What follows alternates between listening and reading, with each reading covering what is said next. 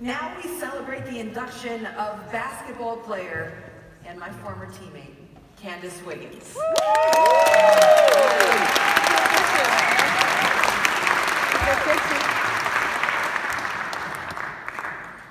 Recruited for basketball and volleyball, Wiggins emerged as one of the most prolific two-way guards in Stanford history. She is the program's only four-time All-American and departed as the Pac-10's all-time leading scorer with 2,629 points.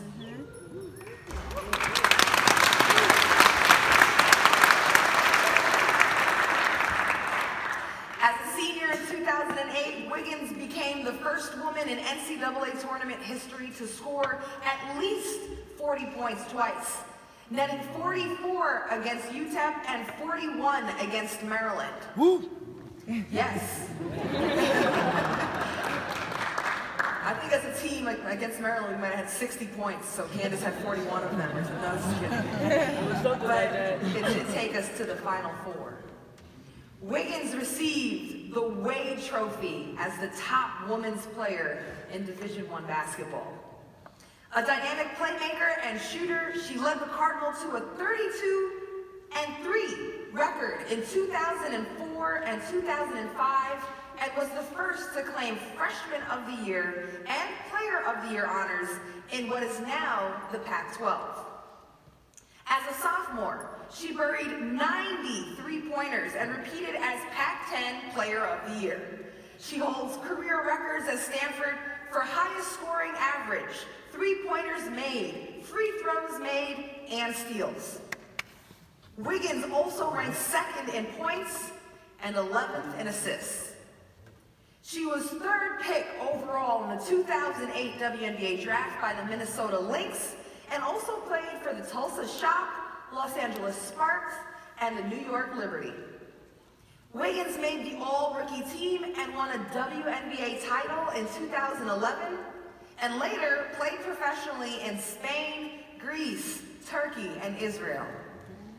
She earned a degree in communication, lives in San Diego, and wants to stay involved with sports as a mentor to young athletes.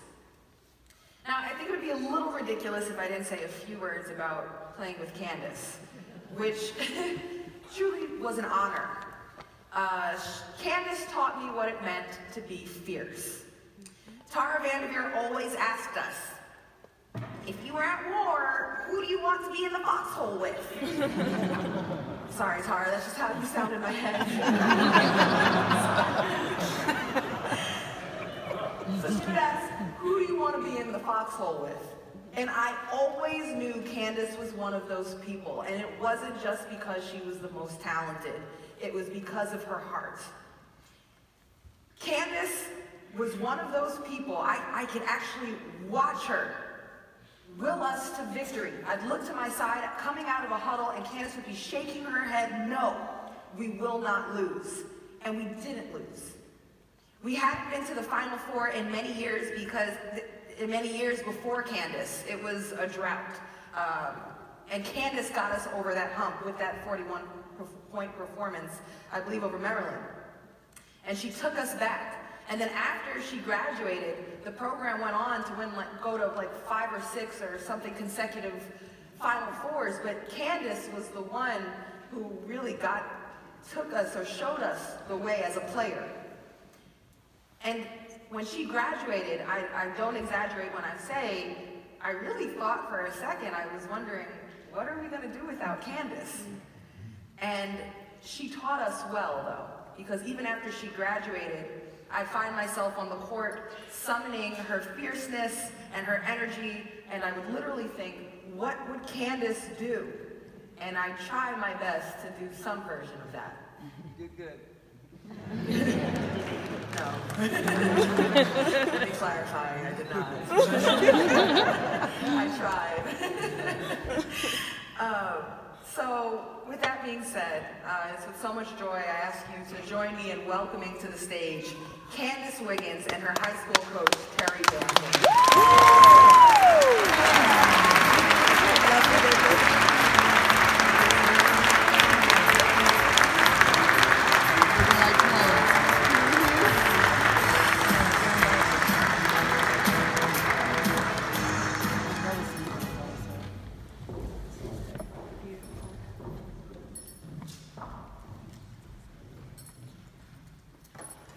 Well, I am honored and humbled to have this opportunity to present Candice Wiggins tonight. My name is Terry Bamford, and I had a once-in-a-lifetime opportunity to be Candice Wiggins' high school basketball coach. At La Jolla Country Day School, Candice was a model student-athlete of character. She was driven to achieve excellence in all aspects of her life. She had a passion and love for the game of basketball and for life itself. Her smiles, her laughter, they were contagious on campus. Candice is sensitive, compassionate, and a loving, caring, faithful friend and teammate.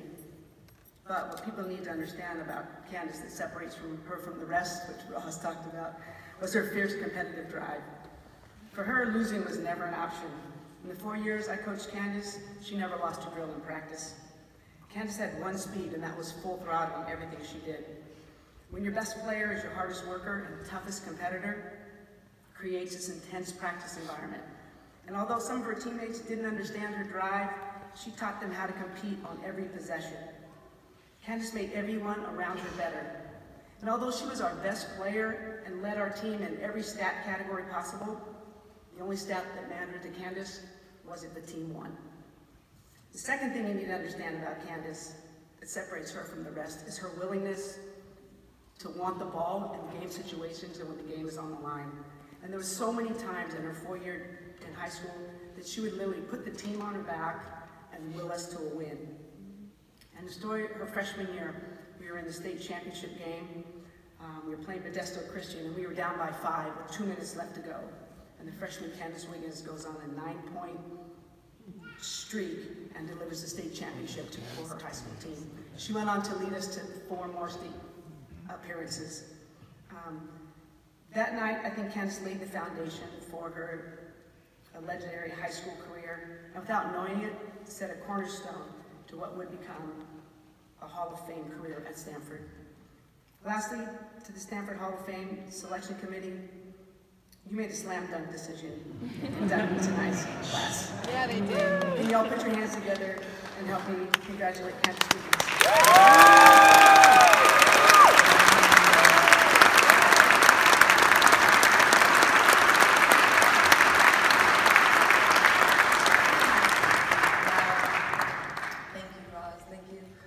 Stanford. First of all, I just want to thank the Daper Investment Fund for just making this incredible, amazing night possible. And I also want to congratulate all the members of this Hall of Fame class, and just congratulations to all of you. I'm in such great company. I would like to thank my family and friends who came out to see me, and I know they know that this night is a bigger night than even my wedding is going to be. This is so I thank you guys for coming out and understanding that. And I also would like to thank Kate Pay, Amy Tucker, and Tara Vandermeer, who are here tonight as well, my coaches, the greatest coaches in college. And also the MVP, she's not here, but her name is Marcella Shorty, and she was our trainer.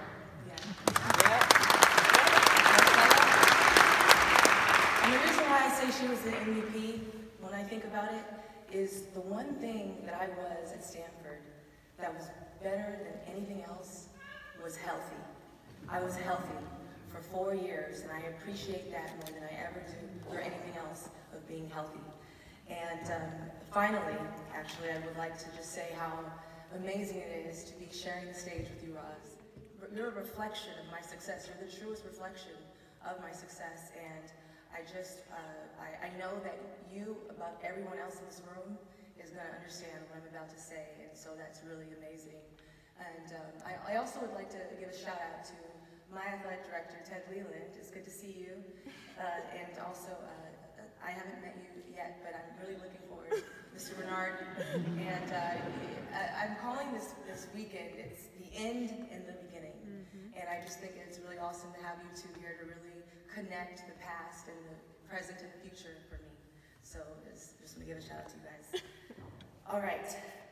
C.S. Lewis called joy an unsatisfied desire, which is itself more desirable than any other satisfaction.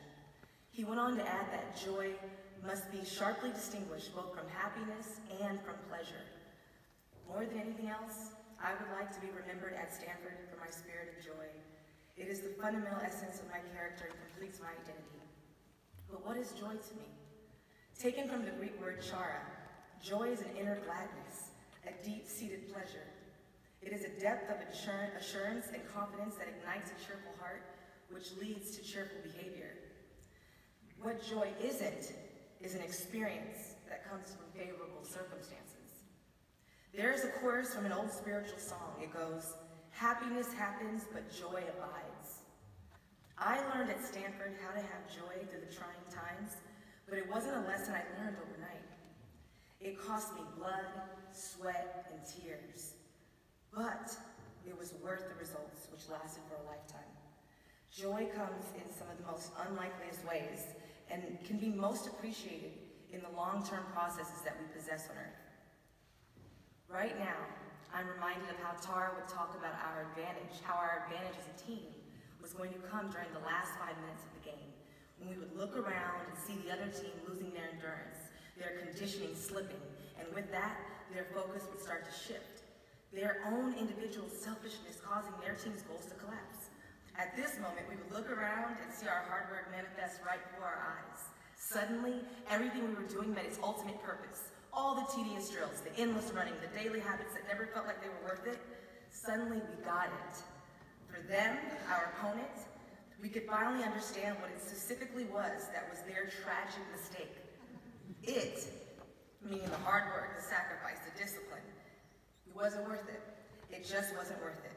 The box out, the diving on the floor to hustle for the loose ball, the best screen to be set for the best open shot, the talking and the communicating on defense and offense, the high fives, the sharp focus during the timeout, the extra pass, it simply wasn't worth it to them. In that glorious moment, we realized our true competitive advantage. All of these things were worth it. To us, all of these things were worth it. That was our competitive advantage. And the way we were able to understand this is because we did it together. We learned the greatest lesson during the last 5 minutes of these games, and that lesson was that it only takes teamwork.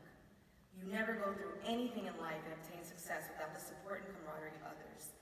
It was then that we began to love and enjoy the process that we knew other teams despised. It started in the spring of the year before and continued throughout the season. It required our trust in each other, our trust in Tara, and I always knew that it was going to begin and end with my choice and then my actions. But because of the team around me, this attitude became so easy and natural. At this moment, I recognize this as my greatest accomplishment, and what I am most proud of achieving is this mighty revelation, becoming the new source of my newfound joy, rediscovered at just the right time. Because of this, I will always remember that happiness happens, but joy abides.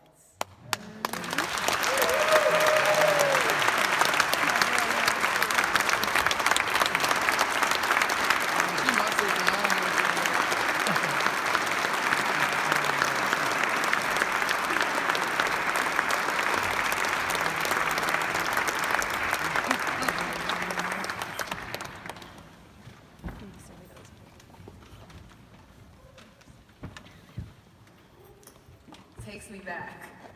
You know what I'm talking about. I know exactly what you're talking about. I threw a wall just now.